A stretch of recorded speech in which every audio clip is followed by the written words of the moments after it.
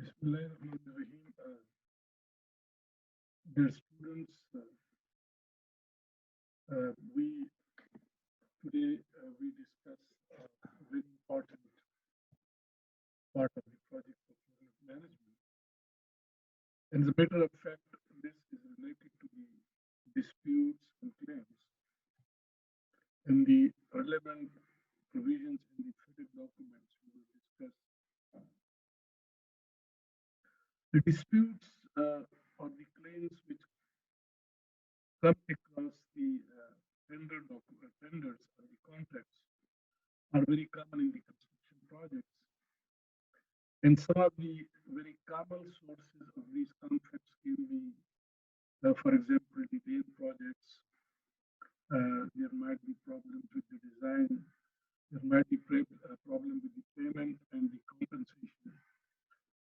There can be problem with the cost controlling, the change in scope related issues, and of course the quality. So the 3 or 4 very common sources of the disputes and conflicts in the procurement projects are normally delays, the price adjustments, or price controls, quality, the change in scope, and things like that. And most of these disputes are then related to various phases of the project, but in the middle execution and towards the completion of the project, we can have different kinds of disputes relating to the time extension, related to the compensation, and many other issues. So, in this lecture, which is the 6th lecture of this lecture series, we will discuss the dispute resolution and claim management. Now, disputes normally arise on the points where the interpretation of the contract is not done in a way which is acceptable to both the parties. This dispute may be most of the time against the decision of the engineer. Similarly, the claim are there kind of payments which are not covered under the contract, and anything which is beyond the contract or the clauses of contract then may be called a claim. So the claim does not mean the interim payments or final payments. The claims are their part of the contract, their part of the payment which is normally not covered by the ordinary clauses of the contract. Now, before we go into the details of the various sources of these contract disputes and conflicts, there are some basic principles. The first thing is that both the parties to the contract should read very carefully the contract and the clauses of contract. The second, that it's subject to more than one reasonable interpretation with the court is facing the burden of choosing. So the drafting of the contract, the language must be very simple, and the interpretation of the wording must be very clear. The third principle is that the contract and the clauses of contract and the language of contract and the clauses and provisions of the contract supersedes all the previous discussions. So once the contract is in place, then certainly both the parties are bound to follow the provisions of the contract, and this is really very important for all kinds of contracts. Then we go to the specific terms govern over general terms. That a narrowly drafted provision customized to fit a specific situation more accurately reflect the parties' intentions than a general provision of the contract. So the general provisions are normally generic in nature, but there might be some specific provisions which further explains the general provisions, but it should not overrule the general provisions as a matter of fact. There are 5 basic rules. The document must be read in context of the trade. That for different kinds of trades and for different kinds of businesses, we have different rules and provisions. Therefore, the contract should be read in conjunction with the trade requirements. Now, the contracts reflect that the contractor will make claims, for example, progress payment claims and claim for extension of time.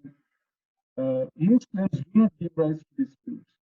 So most of the claims, which are the payments which the contractor may submit due to change in the project or due to change in the site or due to change in the design.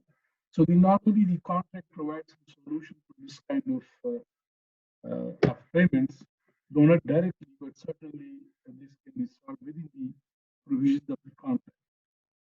Mere failure to pay the claim does not necessarily mean that there is a dispute. If a payment is not payable at one time, it can be resolved to pay the other time, and then there can be a dispute resolution process. But it does not mean that a claim which is not paid will always lead to some dispute. A dispute arises when one party makes a claim against the other, and the other party disputes liability, either expressly or by conduct.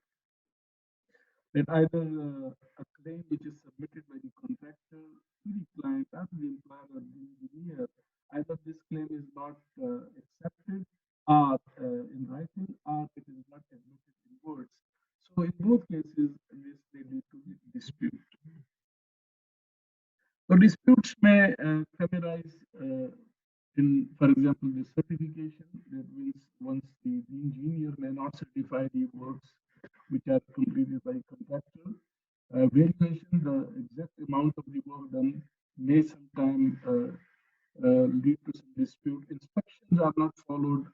Determination of the quantities, an opinion which is given by the engineer may create some disputes. The claims from any contract generally may be the time extension claim, cost of time claim, which is prolongation cost, and cost claim, which is compensation for extra expense incurred during an event whose risk is upon the employer. We discussed last time in the that if the extension at time is on the part of the employer due to non-availability of fund or non-possession of the land or any other issue which was not in the control of contractor, in such case then the cost claim will be paid to the contractor. Now, how do we solve these disputes which come across the conduct of the contract or the currency of contract? What is negotiation? The most stronger way is to negotiate between the engineer and the contractor and try to set up some amicable resolution of the issue. The second is arbitration, that if the dispute or the claim is not resolved by amicably by the both the parties, the engineer and the contractor, then there is an option that we can invoke the arbitration clause which is given in the FIDIC document. And then finally, if the arbitration somehow is not acceptable to the parties, then the aggrieved party may go to litigation. And the other alternate dispute resolutions, there can be other than these we will discuss. Now, in litigation, the parties take the dispute to the court of law.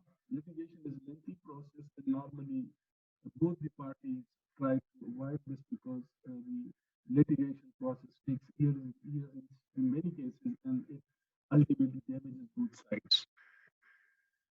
Now, the jurisdiction is followed by a series of appeals, reviews, revisions, and hierarchy of court of appeals, so therefore it's very lengthy process.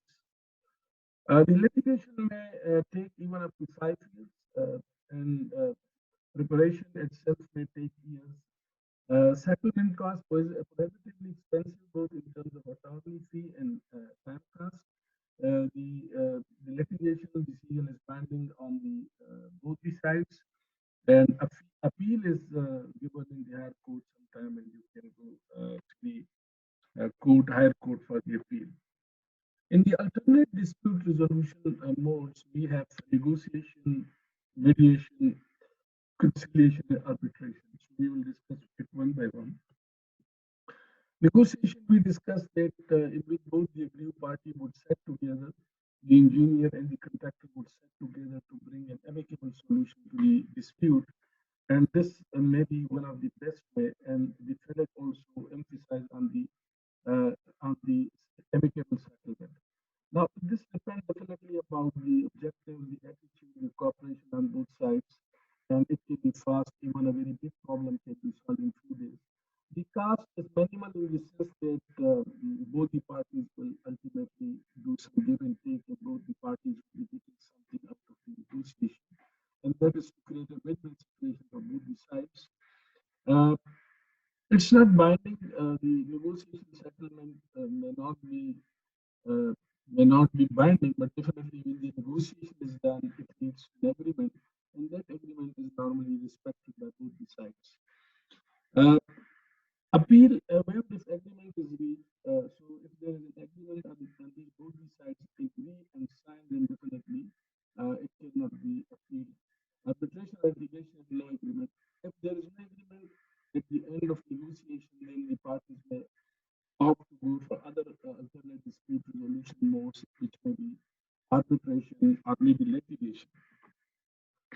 Negotiation is basically participation is voluntary. Both the parties would sit together, and normally we don't involve the third party. And but in the case of mediation, arbitration, and conciliation, we involve the third party, and the third party would create a solution which can be acceptable to both the parties to the dispute. Now, mediation is a form of settlement negotiation facilitated by neutral third party non-binding solution. So this is normally not binding, but definitely the third party would play their role to solve this problem through mutual negotiation. An act of binding bringing two parties in dispute closer together towards agreement to alternate dispute resolution. A dialogue in which the neutral third party, the mediator, using appropriate techniques, assists two or more parties to help them negotiate an agreement. And normally, this third party must be an expert of the field, which can carefully listen to both the parties and ultimately give his verdict. But this verdict may not be binding on both the parties. So mediation is having the same attributes and advantages like negotiation. There may be some limitation by the mediator's schedule because he may be a very busy person and subject to his or her availability. It's usually fast because the expert would play their role. The mediator compensation is sometimes given, for example, in the Pakistan Engineering Council dispute, they have set some 100,000 rupees for the mediator to play his role to solve the issue and create a settlement between the two parties. Uh, Again, it may not be binding on both the parties. They may take it or leave it, but normally it leads to an agreement which is accepted by both the parties. And the moral pressure is to reach an agreement. And the appeal would depend if it is agreed, then definitely there cannot be an appeal. But if it is not agreed, then the parties to the dispute may go to the court and to the litigation.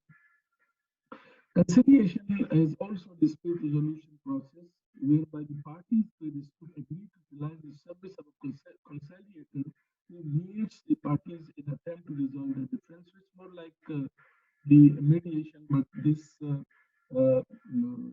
conciliator can be kind of expert in that field, and both the parties would try to seek the concession from the conciliator, and this conciliation is basically there is a conciliation procedure given by the PC. We will discuss in the later part of the presentation. Now, the conciliation whereby the parties to dispute agree to utilize the services of a third party and conciliator. He or she does this by lowering tensions, improving communications, and interpreting issues. This conciliator can be a person of good communication, of good knowledge, maybe some psychologist sometime, or a person who is having the capacity to deal with the people and create the amicable, I mean, the environment which can create amicable solution to the problems.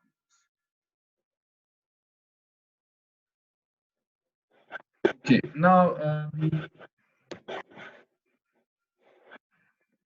we settle the conclusion.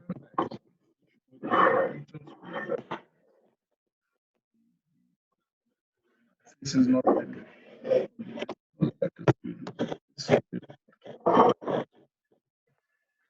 think it's better now. And it was inconsistent. Sorry. The tension is released. This person may be a psychologist, maybe a person of high integrity and knowledge who can create a settlement through a negotiation process.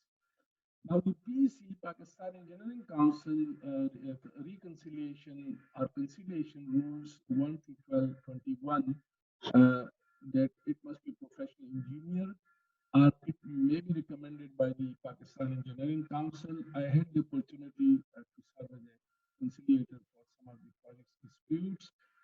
These can be one or odd number. This is very important that the number must be one or three or five, but normally it is one or three. Sometimes even one person can be a good conciliator. And the reason is that it should be odd number that in case of any voting, it should be the majority voting should be very visible. The task will be borne by both the parties to the dispute. As I have already submitted that the Pakistan Engineering Council has already given some already for the conciliators. The payment of this may be done in 30 days, completed in 90 days, not extended. Either party option to go to arbitration litigation. So, if the parties not agree with the final solution given by the conciliators, then they may go for the next process and that can be arbitration or litigation. Conciliation differ from arbitration in the conciliation process in there is no legal standing. This is very important. The arbitration is a legal standing where the conciliation is voluntary in nature and the parties to the reconciliation or conciliation are not bound to follow the ultimate verdict of the conciliators. Usually writes no decision and makes no award. So they just give their recommendations, but not a final decision, and that's why it's not having legal standing. Under FIDIC 1992, if there is any dispute, the dispute notice is issued and the engineer decision is communicated. And first of all, there is always a try to amicable settlement because amicable settlement is an effort on both sides. For example, if the contractor is any dispute, he would write to the engineer in charge, engineer of the project, and the engineer would try to create a negotiation in which this is amicably resolved in settled. And if this is not settled, then the FIDIC 1992 goes for the arbitration. There is a provision in FIDIC 1999 that is named Dispute Education Board and Dispute DRB Dispute Review Board. We will discuss a little bit later in this. Arbitration is basically a legal process. This is done under the Arbitration Act 1967, and this is a legal technique for the resolution of disputes outside the court, where the parties to the dispute refer it to one or more person by whose decision they agree to be bound. So in this case, they would try to bring the arbitration, and the arbitrator decision are then binding on both sides.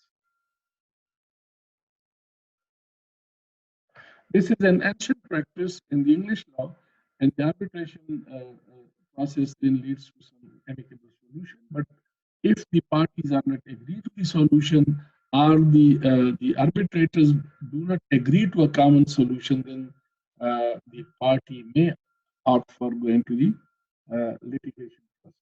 So arbitration is normally faster than litigation.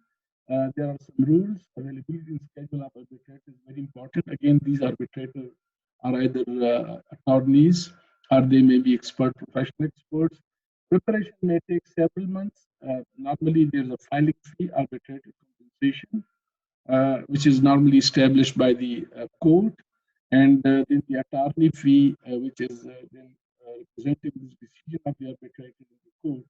And the binding of the nature is it may not be binding if it's not accepted on both sides, and it may be referred to the court for review. And if both the parties agree, then there is no need. Now, the PC rules of arbitration, Rule 1 to Rule 41, say that there must be professional engineers, there must be one or three arbitrators, hear witness and hold meetings, document the final settlement of the dispute within 6 months. This is really very important.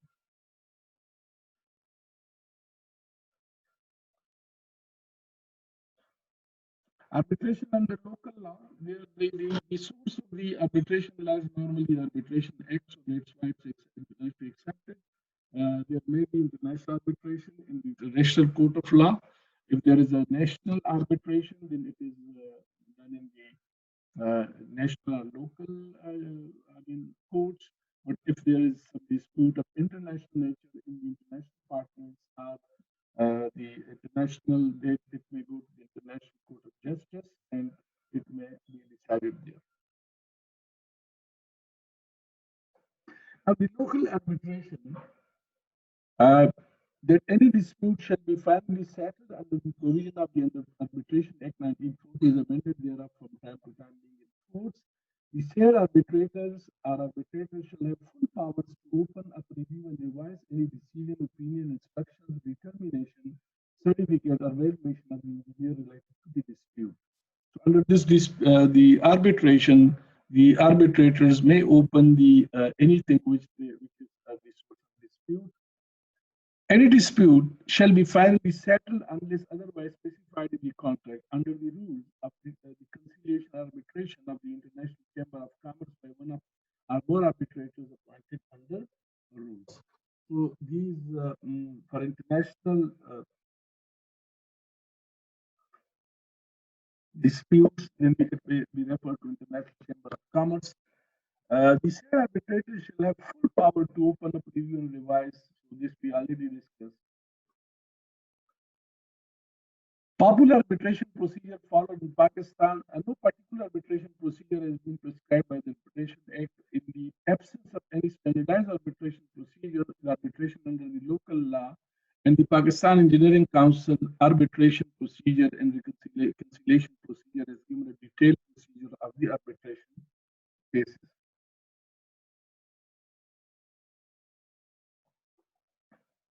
So it's very important to have the proper documents to be submitted, which are authentic, which are attested, and then based on those, we have the filing of the issues, documental evidence. Then we have meetings, series of meetings, and written submittals, and finally, the arguments is done by the arbitrators, and the award is finally finalized. If both the arbitrator amicably solve the problem and they agree on the dispute, then certainly it will create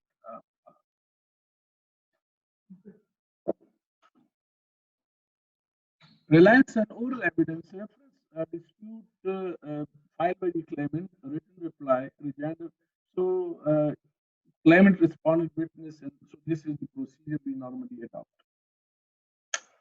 Filing of award in the court at the request of any party of the arbitration agreement or any person claiming under such party are so directed by the court, then that is called umpire. The umpire shall cause the award or sign copy to it filed in the court. So the final award is then submitted by the umpire to the court.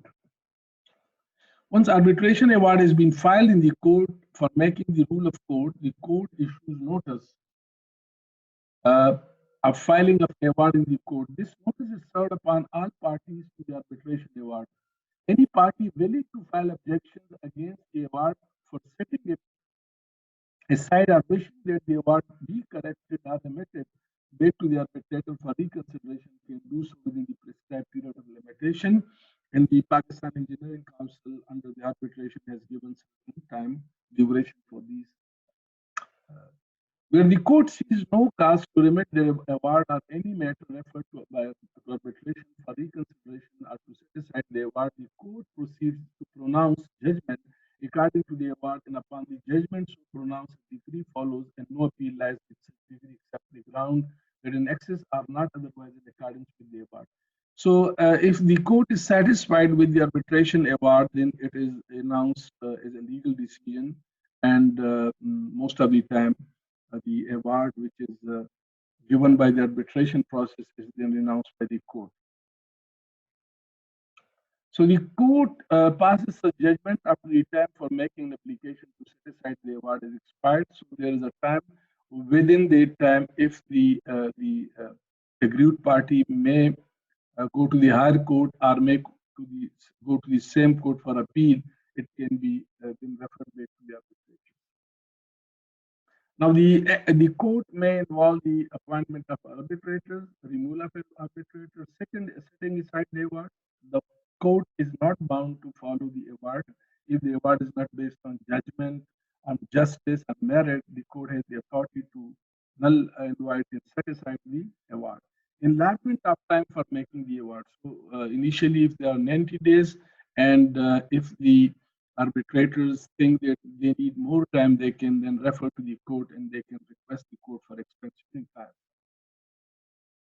Almost all construction contracts include provisions for binding arbitration for future disputes. And this is what also been included in the Pakistan Engineering Council. Parties to the construction process often gain a false sense of security from having arbitration clause in their contract. Under both arbitration and litigation, the parties are asking an outside party to resolve their disputes. The common sense dictates that the quickest, most economical ways for the parties to resolve the dispute themselves without the intervention of others. This I have already discussed that the best way to solve the disputes is to refer to the mutual consent and amicable resolution, and this is why the FIDIC also emphasize on this type of solution. The arbitrators are normally not bound by rules of law. Yes, for example, as an owner, you may have insisted that contracts include a clause providing the contractor should not be entitled to any damage for delay. These are some of the rules of the Pakistan Engineering Council conciliation rules. For example, the rule 1 is the application of the rule. Rule 2, commencement of the conciliation proceedings.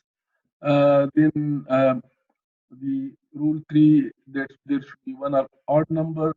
Number 4 is appointment of conciliators. This is consultancy, professional engineers, consultants. They must be for construction projects. And then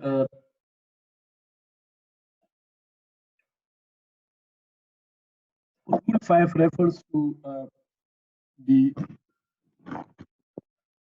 submission of statement by conciliators, representation and assistance, role of conciliators, administrative assistance, then communication between conciliators and parties, disclosure of information, cooperation by parties with the conciliators, suggestion by parties for settlement, settlement agreement. So these are now the dispute education board. We discussed that in those because the FIDIC 1992 gives both the solutions that either the arbitration or DAPE. Within the DAPE, the dispute education board, the engineer is requested to make a fair determination of the claim followed by amicable agreement of either party do not exceed engineer determination. Engineer role is changed for decision given, and the role is now given to DAPE. So, as a first instance, we will try that the engineer in charge or engineer is requested to resolve the problem. And if it is not resolved amicably, then an amicable settlement is not ensured that it will be referred to the DAPE or Dispute Education Board. The traditional way of settling was to refer the matter to arbitration, requiring each of the parties to appoint a suitably qualified arbitrator and for two appointees to appoint a third member. Whether one would expect that most issues referred to them will be resolved fairly quickly. They take normally considerable time to finalize with project dispute with involvement of lawyers. It takes still longer, quite possibly, to years rather than months. One solution which is proposed by the FIDIC is the DAPE, Dispute Education Board, that right at the time of the award of the contract, they would identify a DAPE or Dispute Education Board in the project and which will try to resolve the issues which come in the currency of the project. So one solution proposed was the appointment of dispute board known as DAPE, who are associated with the project since start of the project and make visits every 3 months and thus remain formalized with the project and not only in disputes resolved in other professional issues. Now, this DAVE can be one person, professional engineer, senior engineer having experience of projects, or they can be three persons, but certainly the cost of the DAVE will be borne by the project team. They would try to avoid the dispute. In addition to formal reference to the disputes of the parties may refer a matter jointly to the board in site visit for their opinion. This has worked successfully in many countries, resulting on mega projects, particularly recorded high rate of success. Arbitration still remains there, but only for a few complicated disputes. Tunnel channel project connecting UK with Europe had 16 major disputes in which 13 were resolved by DAVE and only 3 reached the arbitration stage. So that's why you can see the strength of the dispute education board and dispute resolution board. Apparently, educators appear to be very similar, but early appointment of DAVE in the contract period make all the reference to be becoming familiar and acquainted with the project so that they can educate dispute in much smaller period, like within 84 days, sometimes even within weeks. Statistically, 2% of the dispute where one of the parties did not accept their decision and opted for arbitration. Almost all of the arbitrations supported their decision. So this is again a very strong point that even if some of the aggrieved parties would go to the arbitration would prefer to refer it back to the DAVE and to see that what the decision of the DAVE is, and normally the decision of the DAVE is upheld even in the arbitration process. Now, the dispute resolution under the Red Book 1987, that the dispute is initiated by the aggrieved party. The claim is then submitted 28 days initially, and if they need some further extension, another 28 days may be given to them. Engineer determine the claim, like undue delay or dissatisfaction. If this claim is not resolved by the engineer, then dispute is arise, and the dispute is referred to the engineer again under the class 67.1, and the engineer decision must be given within 84 days. And if the party, the employer or the contractor is not happy with the decision of the engineer, then they may try to first of all make an amicable settlement negotiation within 56 days. And if it is still not resolved, then it may be referred to arbitration. DAVE acts in this mode only if there is formal referral of dispute to DAVE. So this is normally if the DAVE is given in the contract and the dispute is referred to the DAVE, then definitely it would be first tried to be solved by the DAVE. But if it is not, then it will be referred to the arbitration. Has to provide the decision within 84 days.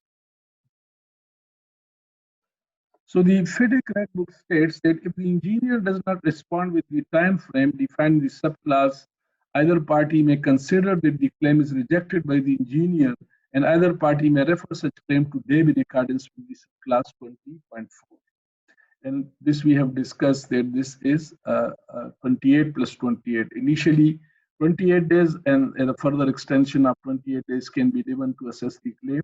But if it is not resolved either in writing or by conduct, then the aggrieved party may go to the DAVE in accordance with the DAVE is the dispute education board appointed by both the parties in accordance with the procedures set out in the contract. This must be given in the contract right from the beginning. Now, the DAVE procedures or DAVE proceedings is that the chairman DAVE, after consultation with members, decide whether to admit the referral by hearing or not. So there will be DAVE. It may be one person or three persons, and the chairman, one of them will be chairman. If it is one person, then definitely he would decide that whether the claim is admissible or not. Ask for position papers from both parties. When the claim is admitted or the dispute is admitted, they would then, in writing, communicate to both the parties to give their position with respect to their claim or their dispute.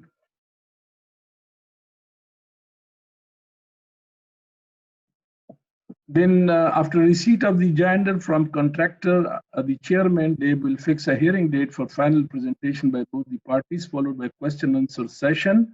DAVE members will be free to ask any question to understand the issue. Number 4, All queries to be addressed to chairman. They provide any crosstalk to keep the atmosphere cool. Any deviation from this would be allowed by chairman as a very special case for compelling reasons. Step number 5, any verbal or any evidence in support the two parties will be given chance upon receipt of such request, the date will be fixed.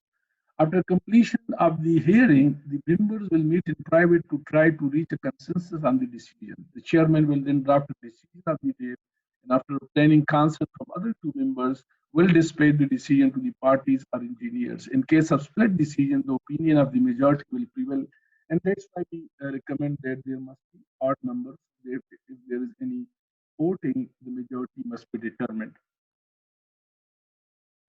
Now, in case the dispute is not settled by the DABE decision and the one or both parties feel aggrieved with the decision, then the DABE decision, which has become final and binding, and still a party final to comply with, is referred to arbitration for implementation only, and this enable arbitral award to have the DABE decision implemented.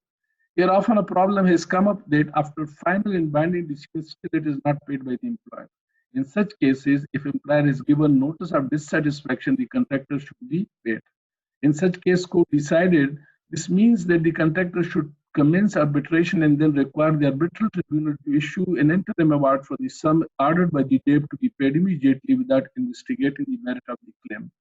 So initially, this will be a binding on the employer to make the payment, but at the same time, the employer can initiate the arbitration process, and the arbitration process may be provisionally allowing this payment, subject to the final decision by the arbitration process.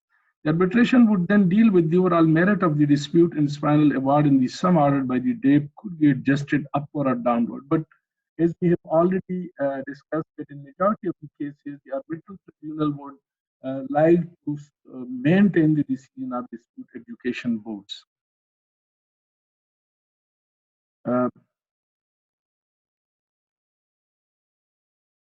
This is, for example, some things, claims. This is basically, I'll discuss it later, but this is the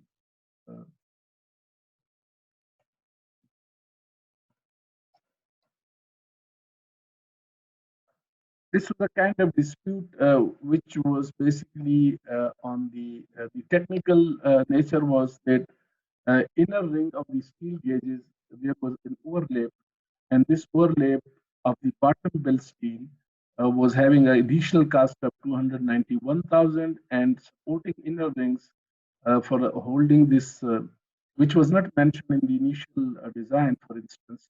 And then the 4 centimeter concrete from pile payment from the bottom, this was an additional concrete which was making a cost of 52,022 lakhs. Claim for extra drilling payment. So these were the technical claims for different items. And the contractual claim to compensate 46 million due to variation exceeding 15%. This was another claim which came from the dispute, and there was a financial claim, interest due to delay of the payment. So there were 3 kinds of claims in this particular dispute. And the first was due to the design variations. The second was due to the contractual obligations, because the variation in the work increased, and there is a clause that if there is any variation, additional compensation shall be given to the contractor. And finally, there was some interest which was claimed due to the late payment of the. So this is just showing. This is from the consultant following our recent discussions regarding payment for the 25. If you see in this, there is an internal spacer bar which has been established. And this spacer bar was not initially, it was not mentioned in the design, and these spacer bars were important to keep the shape of the gauge. So it has a big cast. So the 10 millimeter hoop steel is not strong enough to hold the 26 vertical bar in place, and transporting and placing the cage in concrete. This was a pile reinforcement, and it was very heavy. In order to hold the 26 vertical bars, there was a need to have a spacer bar, but this spacer bar was basically not mentioned in the design, and that brought an additional cost to the contractor. So in this, the contractor this, this was a decision which was given by the consultant. The inner ring were included for payment in similar project, the Dangli project near Mangla Dam, which is YCRFG assumed that they would be paid for here. For the above reasons, our opinion that the steel which amounts to more than 60 tons should be included in the payment. So this was a decision, and this dispute was resolved by the consultant who was playing a role as an engineer, that the spacer block must be paid. And if we just go back, this spacer block was having some amount, something like inner rings, overlaps, 8.4 million. 8.4 million amount was paid for this spacer block. Similarly, the other claims was also resolved through the negotiation and be the engineer in charge, engineer of the project. So I think with this, we are left with the last part, which is related to the extension of time frames. But I think I believe that the time for the session is also finishing, and we will have the last presentation on the extension of time frames in the seventh part of this lecture series. Thank you very much, and I'm really grateful to all the listeners for their very careful listening to this important presentation. Thank you very much.